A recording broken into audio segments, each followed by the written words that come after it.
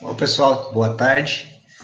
Então, na reunião do grupo de fotônica de hoje, vai ser o seminário do Luiz, tá bom? Luiz Eduardo Rafael da Rocha, que é aluno de mestrado aqui do nosso grupo, e que está trabalhando, então, com LIFT, né, de materiais metálicos, né? LIFT é do inglês, né, Laser Induced Forward Transfer, de metais, e no momento ele está se dedicando aí ao estudo desse processo na platina. Luiz, por favor. Bom, gente, boa tarde. De novo, né, eu sou o Luiz Eduardo, sou aluno de mestrado do professor Kleber. Eu vou falar um pouquinho para vocês do que eu venho fazendo no meu mestrado até agora. Eu vou começar falando um pouco, introduzindo o trabalho, né, qual que é o objetivo, o que a gente está fazendo, técnica, material, etc. Depois eu vou introduzir um pouco sobre a platina, né, para falar algumas das suas características, algumas curiosidades e aplicações. Depois eu vou entrar já na técnica de lift, né, falar um pouquinho da técnica e, por fim, entrar em alguns dos meus resultados que eu tenho até agora. Bom, introduzindo aqui, né, o nosso objetivo, né, no trabalho primeiramente, né, investigar a microfabricação da platina, utilizando a técnica de lift, e fazer o estudo aí para algumas aplicações, né, que vem crescendo aí a quantidade de aplicações do material. Né, então, nosso objetivo primeiro é isso, né, estudar a microfabricação e estudar suas aplicações também. O material, como já disse, é a platina, né, são esses filmes aqui que está aqui nessa imagem do lado, né, esses filmes foram disponibilizados pela Juliana, que era aqui do grupo. Ela tinha essas lâminas aqui com filmes de platina há algum tempo, e ela disponibilizou para a gente estudar. A técnica, principalmente é o LIFT, né, o Laser Induced Forward Transfer, e uma motivaçãozinha simples é que o material, né, a platina vem crescendo aí a quantidade de estudos e aplicações aí na ciência nos últimos anos, só que ela ainda também não é tão explorada como, por exemplo, outros metais nobres, né, como ouro, prata, cobre, né, é um material ainda com menos estudos com relação a esses outros, apesar do seu crescimento aí na área acadêmica, né.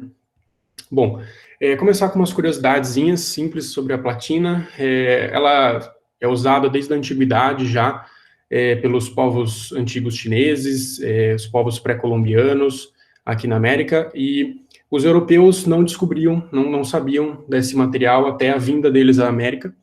E aí, quando o italiano descobriu, né, viu, chamou esse material novo aí de pequena prata, né, que do italiano é platina, por isso o nome.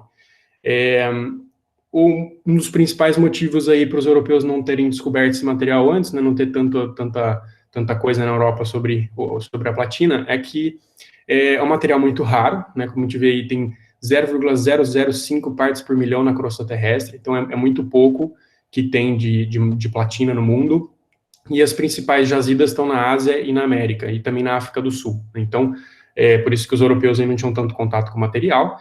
Uma questão aí de comparação, a platina são mineradas 130 toneladas de platina por ano no mundo, em comparação com o ouro, que são 1.800 toneladas por ano. Então, é uma diferença bem grande aí, dá para ver a sua raridade nisso aí.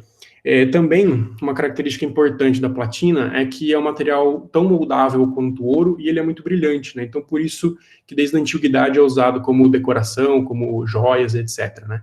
E tanto por essa questão de uso em decorações e joias, tanto pelo crescimento aí nas suas aplicações acadêmicas atualmente, o valor agregado da platina é extremamente alto, né, também pela sua raridade, né, está em torno aí hoje de $40 por grama, né, então é um valor bem alto aí para a platina. E só mais uma curiosidade que eu acho interessante de comentar, é que o material, a platina, depois que ela foi definida como um metal nobre, né, no final do século XVIII ali, a platina começou vários estudos aí sobre a platina, né, sobre a sua estabilidade e tal, e ela foi usada, né, desde do começo do século XIX, ela foi usada para definição do quilograma, né, essa imagem aqui do lado, a gente tem o cilindro de platina que era usado, até 2019 ele era usado como o símbolo do quilograma no planeta, né? No começo do século XIX, vários desses cilindros foram dados pelo mundo aí para definir o quilograma. Em 2019 ele foi substituído, né, o quilograma foi foi colocado como constantes físicas aí, né, para deixar mais preciso, né. Algumas propriedades químicas interessantes do material é que ele é um metal nobre, né, um dos metais mais nobres aí, tem uma reatividade muito baixa, como assim? Ele não oxida facilmente e ele também não reage com ácidos facilmente, né? Então, tem uma característica bem interessante por causa da sua estabilidade, né? A configuração da platina é essa daqui, e a configuração eletrônica é um ponto bem importante, porque justamente essa configuração eletrônica que dá uma estabilidade muito grande para o material. Se a gente for comparar aí com o ouro, né, que é o metal seguinte, né, que tem essa camada 5D completa, as propriedades já variam muito, né, e uma das propriedades mais importantes que variam bastante é a temperatura de fusão, que tem um fator importante aqui na microfabricação. A platina em torno de 1.800 graus Celsius, aí a temperatura de fusão, já o ouro é em torno de 1.100 graus Celsius. Então, esse elétron a mais aqui na camada 5D faz uma diferença grande. Não é só isso também que causa, né, a temperatura de fusão ser mais alta, mas é um fator importante. Algumas aplicações aqui do material, aplicações em geral, né? A platina é usada em muitos complexos aí para fazer drogas e é muito usado contra tumores, né? Então, vem crescendo muito o estudo contra tumores utilizando utilizando complexos com platina. A platina, por ter uma estabilidade muito grande, ela libera os ligantes aí do seu complexo apenas quando ele entra em contato com o tecido tumoral. Então, ele é mais efetivo contra o desenvolvimento do tumor e contra o tumor em si, né? Também é usado muito aí em células combustível, atualmente na área aeroespacial. A platina também, por conta da sua estabilidade, ela é um catalisador, né? Então ela diminui o dano causado ao meio ambiente por essas células combustíveis, né? Então vem sendo usada também para esse tipo de estudo, para substituir as células combustíveis atuais. E a platina também é um material mais sensível, né? Então ela aumenta a efetividade de algumas células solares, né? Então também vem sendo aplicada aí de uma maneira geral para essas coisas. Com relação à microfabricação, a platina já é bastante estudada com sensores, né?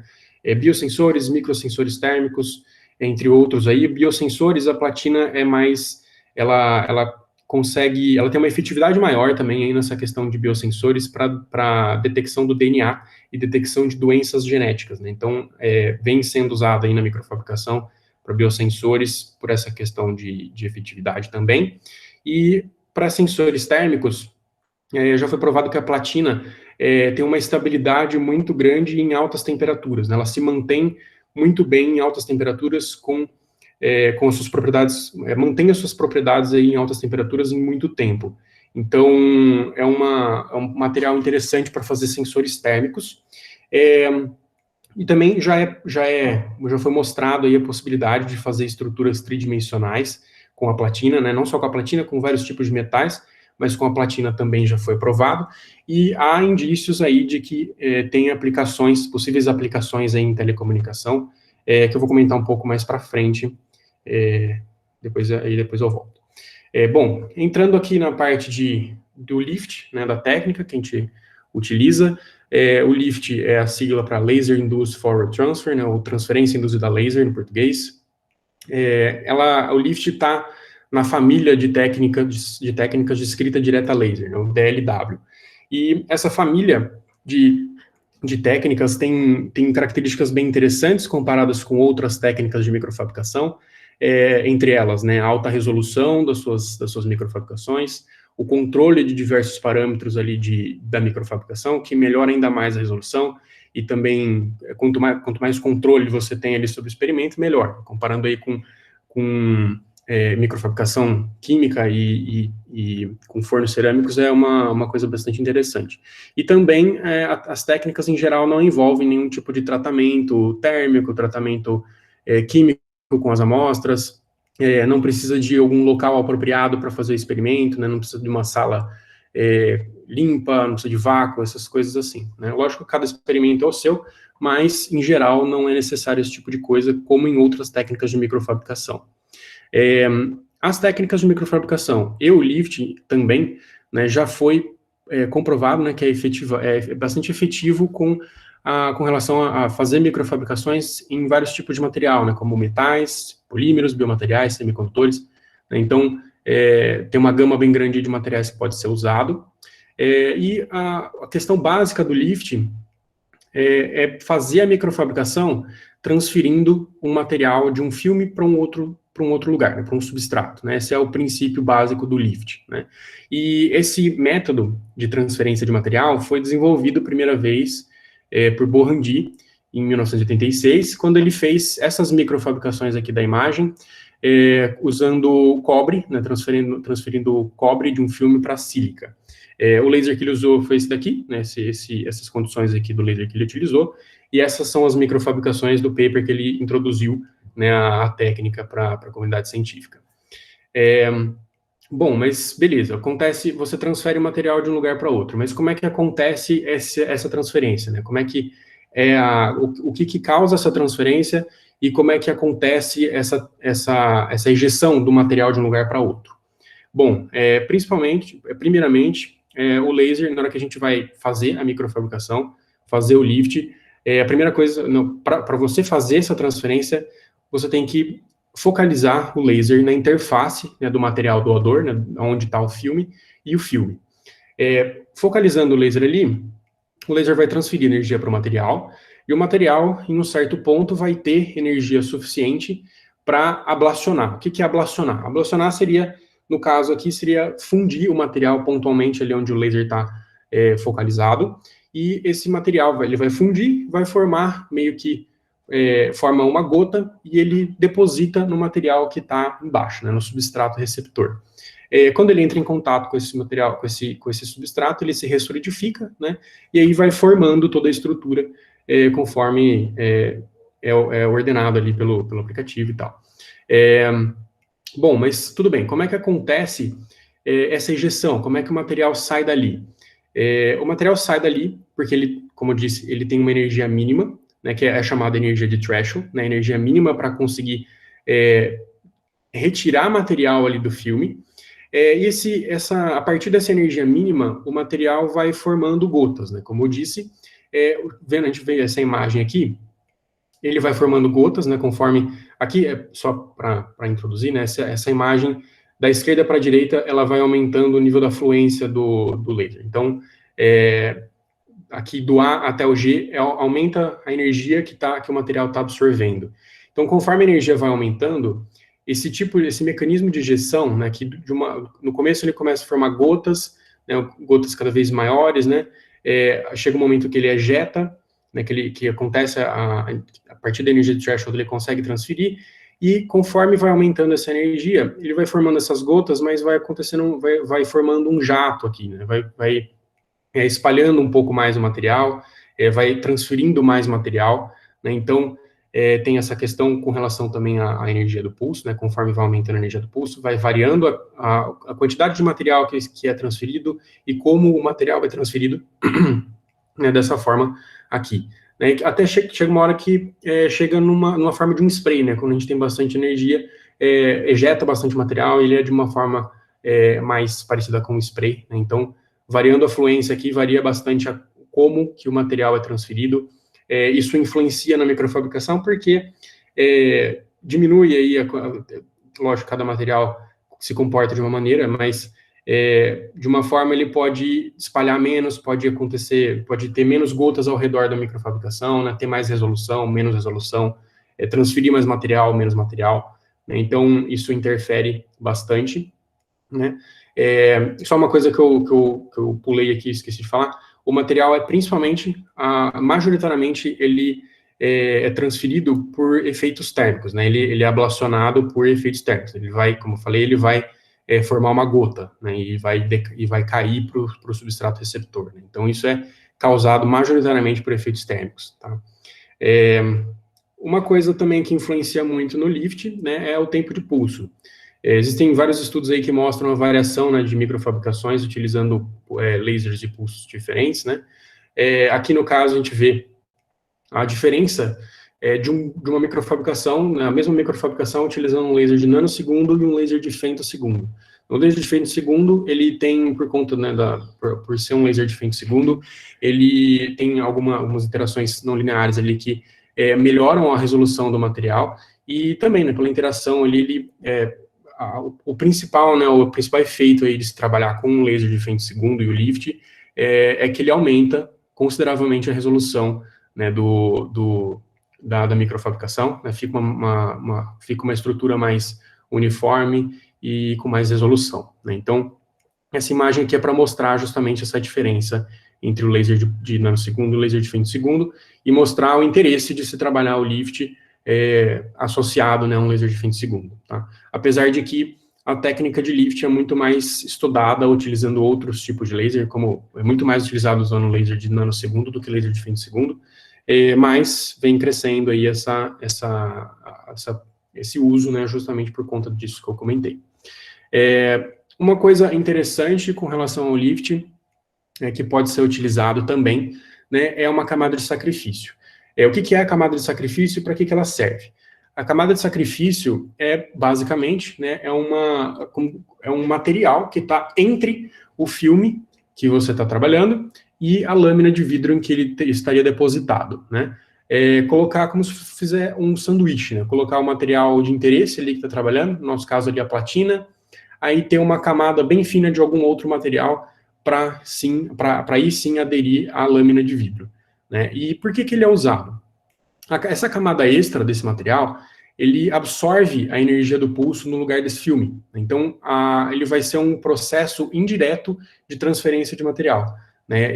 Quando esse filme sacrifício absorve energia, esse material vai induzir a transferência do outro filme, que é o de interesse, né? Como a gente vê aqui nessa imagem, a diferença de um lift tradicional, né, sem a camada de sacrifício, e de uma técnica de lift que utiliza a camada de sacrifício, né, que nesse caso, esse tipo de técnica utiliza uma camada de sacrifício que vaporiza o material de sacrifício, e essa vaporização induz a transferência do material, né? Então, dá para ver, lógico que isso aqui é uma simulação, né, mas dá para ver como varia, né, a forma da microfabricação, como espalha menos, fica uma resolução muitas vezes mais uniforme, com menos espalhamento, né? Então, por isso que é interessante, em alguns casos, utilizar essa camada de sacrifício. No caso da platina, é utilizado o titânio para fazer esse tipo de camada de sacrifício, porque ele tem uma aderência boa à platina e ao vidro, né?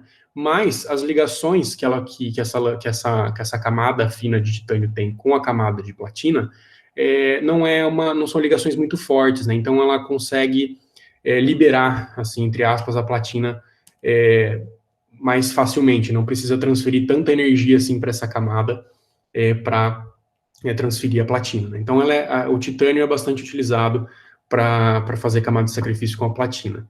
E uma coisa importante, né, para a definição dessa camada de sacrifício é que ele tem que aderir muito bem, né, à lâmina, né, e ao filme, né, senão não adianta nada ter a camada de sacrifício, né? Aqui, só uma curiosidade aqui, para mostrar para vocês algumas variedades de lift. Tem aí, né, o lift tradicional, que é o que eu utilizo no meu mestrado. Tem a técnica de DRL, que era aquela imagem anterior, que utiliza uma camada de sacrifício. Outras técnicas aqui que utilizam camada de sacrifício, mas tem as suas peculiaridades, né, como esse Maple aqui, que utiliza uma camada, um complexo, né, essa camada, ela faz um complexo da camada de sacrifício com o filme em questão, e vaporiza essa camada e libera o complexo, né, libera o filme que tem interesse, né. Outras técnicas aqui que utilizam específicas para polímeros, pulsos mais longos, que tem outro tipo de abordagem aqui, esse LIT tem outro tipo de abordagem com a camada de sacrifício, mas todas elas têm o mesmo conceito, né, que é a transferência de material de um lugar para outro, né. Mas só como curiosidade mostrar para vocês a variação de tipos de lift que tem por aí. Bom, como é que é o procedimento, né? Eu falei o que é o lift, como que acontece a ejeção, o que causa a transferência, mas como é que acontece, o que eu faço no laboratório, né? Bom, a gente usa esse setup aqui, que tem no Carbide, também tem no FemtoSource, que é um setup de microfabricação a lift, né, que tem lá. Essa imagem aqui eu peguei do meu TCC, então tá como prata aqui, mas você subtrai isso aqui e coloca platina, mas é o mesmo aparato experimental. Né? Aqui, no caso, a gente coloca, né, o filme de platina em contato com a lâmina receptora. Né? O filme de platina, ele tá aderido ali a uma lâmina doadora, e ele vai transferir para uma lâmina receptora, né? Tem vários nomes, né? Doador, receptor, cada pessoa fala de um jeito, eu me acostumei a falar mais doador e receptor. Mas aí você coloca em contato, então, essa camada do doador, o filme de platina que está no doador com o receptor, e a gente coloca em cima de uma base móvel. Essa base móvel, né, ela é controlada pelo LabVIEW, ali no computador, ele varia a velocidade ali em x, y, z, né, e a gente faz a nossa microfabricação a partir dessa base móvel, né, fazendo o movimento aí nessa base móvel com o programa do computador. A gente focaliza a objetiva, coloca uma objetiva aqui, né, para focalizar. É um ponto bastante importante, como eu já comentei. E todo esse processo aqui de microfabricação é controlado, né, com uma câmera CCD que está conectada com o computador também, que é um fator bastante importante aí ter essa câmera para controlar visualmente a microfabricação. E todo esse processo aqui também a gente pode controlar a potência do laser, né, que está aqui colocando filtros ou colocando aí um potenciômetro, alguma coisa nesse sentido, polarizador, né, e a partir disso a gente pode controlar, então, né, a potência, né, a energia que está chegando aqui no material, a abertura numérica dessa objetiva que está aqui e a velocidade de translação dessa base. Então, tem vários parâmetros aí de controle que são interessantes para a gente estudar. Bom, aí é isso. Aqui eu já vou começar a entrar um pouco nos meus resultados, né. Eu fiz algumas deposições, primeiro no FemtoSource, né, aqui a gente utilizou a objetiva de 20 vezes para fazer as deposições, variando a velocidade de translação da base de 10 e 25 micrômetros por segundo, e a potência variando aí entre 160 até 200, mais ou menos 290 miliwatts. Tá? Não deu para variar muito essa objetiva aqui, eu tentei fazer com a objetiva de 10 vezes e a objetiva de 40 vezes. A objetiva de 10 vezes não teve transferência nenhuma, não conseguiu ablacionar, não teve energia suficiente para ablacionar o material, e a objetiva de 40 vezes a gente não consegue chegar no foco, porque a lâmina de platina é uma lâmina grande, não é uma laminoa. Então, para utilizar a objetiva de 40 vezes, a gente precisa ter uma lamínula para conseguir chegar no foco ali e conseguir fazer a transferência. Então, não conseguimos ainda fazer com o objetivo de 40 vezes, apenas com o objetivo de 20 vezes aqui no FemtoSource. Mas, bom, eu falei sobre como acontece, né, a transferência, tudo, falei sobre a energia de threshold, mas eu não falei como que a gente obtém a energia de threshold.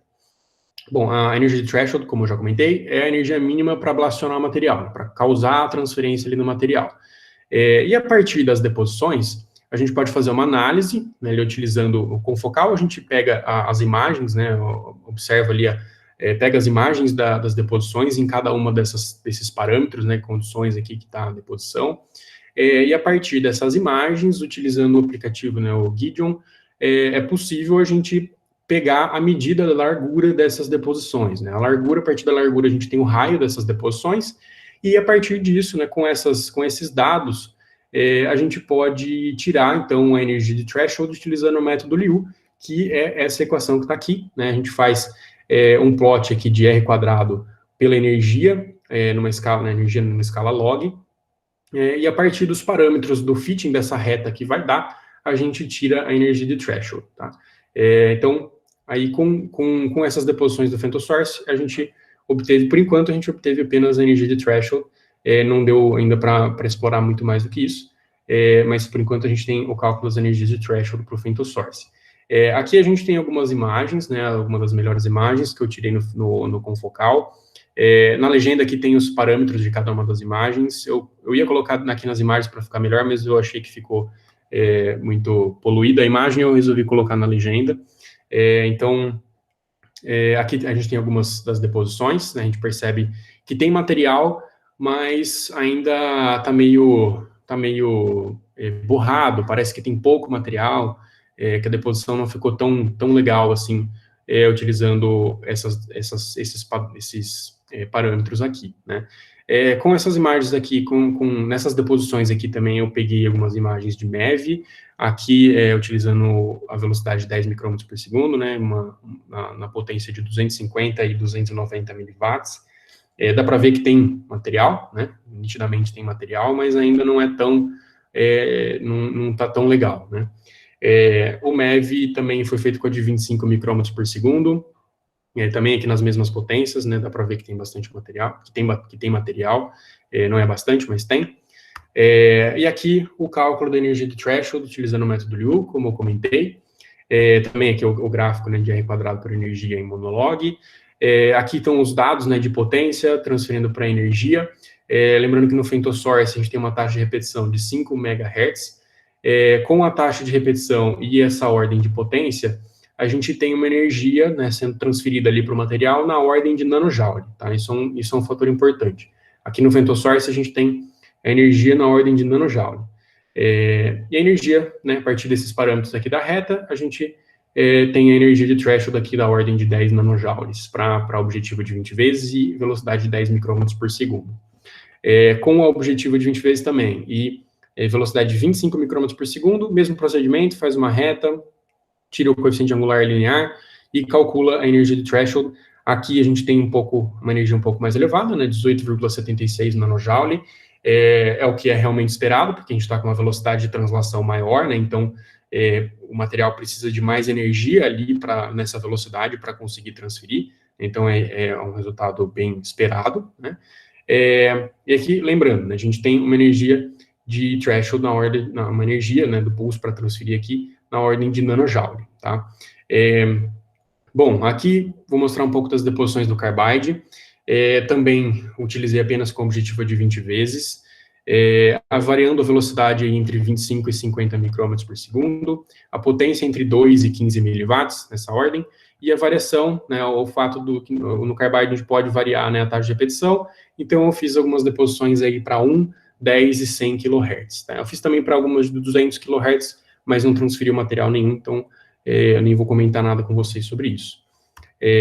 Aqui, né, algumas das melhores deposições aqui, também, né, aqui utilizando a taxa de 1 kHz, essas deposições aqui estão com a velocidade de 25 micrômetros por segundo. Dá para ver que ficaram deposições mais uniformes, né, com mais material, né, tá uma deposição mais bonita.